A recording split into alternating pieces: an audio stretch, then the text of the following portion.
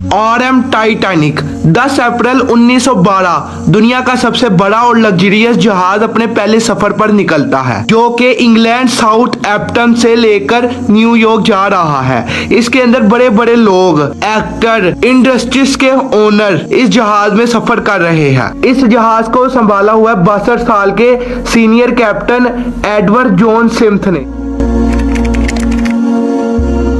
आखिर ना सिर्फ ये दुनिया का सबसे बड़ा शिप था, इसकी लंबाई 269 मीटर थी और 50 मीटर से ज्यादा इसकी ऊंचाई थी और इसके अंदर बहुत सारी लग्जरियस चीजें थी। इस जमाने में इसको बनाने का खर्च $7.5 मिलियन आया था, जो कि आज के जमाने का $400 मिलियन बनते हैं। शिप के अंदर बहुत सी एक्सपेंसिव चीजें लगी थी, जो कि एक 5 स्टार होटल से भी कंपेयर नहीं की जा सकती।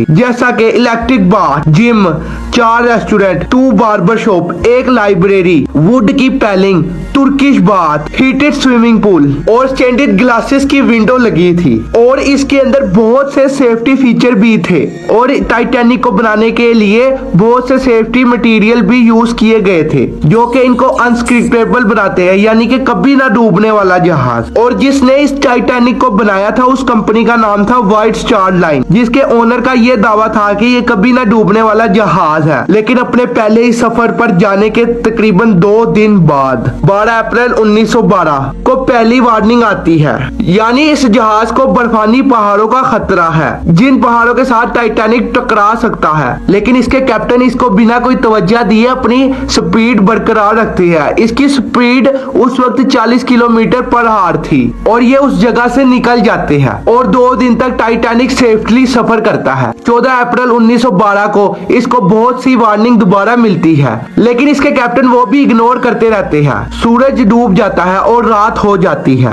और 11:40 पर जो सबसे ऊपर टॉप पर बंदा बैठा होता है, उसको एकदम बहुत बड़ा आइसबर्ग नजर आता है, जिसकी वजह से वो ऊंची ऊंची घंटियां बजाता है और आवाजें लगाता है कि सामने एक बहुत बड़ा बर्फानी पहाड़ है। और इसकी आवाज कैप्टन विलियम सुन लेते हैं और ये फौरन इंजन रूम में जाकर कहते हैं कि फौरन इसकी डायरेक्शन चेंज करो, यानी कि लेफ्ट की तरफ चलो। लेकिन वब तक बहुत देर हो जाती है और जहाज आइसबर्ग से टकरा जाता है। टाइटैनिक टकराने के बाद इसके अंदर छोटे छोटे छेद हो जाते हैं और जब इसके क्रू मेंबर इसका जायजा लेते हैं तो इनको पता लगता है कि ये जहाज तो डूब जाएगा।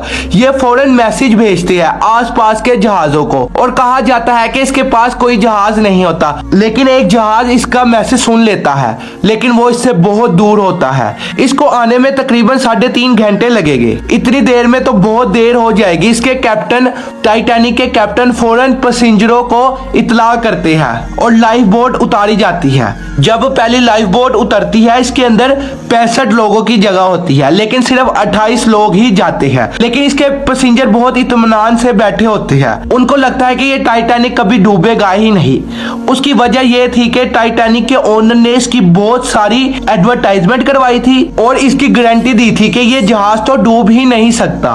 इस वजह से सारे पैसेंजर इत्मीनान से बैठते हैं। लेकिन थोड़ी देर बाद ही जहाज में पानी भर जाता है। जब जहाज का अगला हिस्सा पानी में डूबता है तो लोगों को पता लगता है कि ये तो वाकई डूब सकता है जहाज। इसके बाद टाइटैनिक के अंदर बहुत सारी भगदड़ मच जाती है। धड़ाधड़ लाइफ बोटें उतर रही है और सबको अपनी जान की पड़ी है। और इसके अंदर एक बड़ी प्रॉब्लम ये थी कि इसके अंदर बहुत कम लाइफ बोटें थी, यानी कि सिर्फ 20 लाइफ बोट और इसके अंदर तकरीबन 1200 लोग जा सकते थे। लेकिन टाइटैनिक के अंदर 2200 लोग थे और 2:05 पर आखिरी लाइफ बोट उतरती है।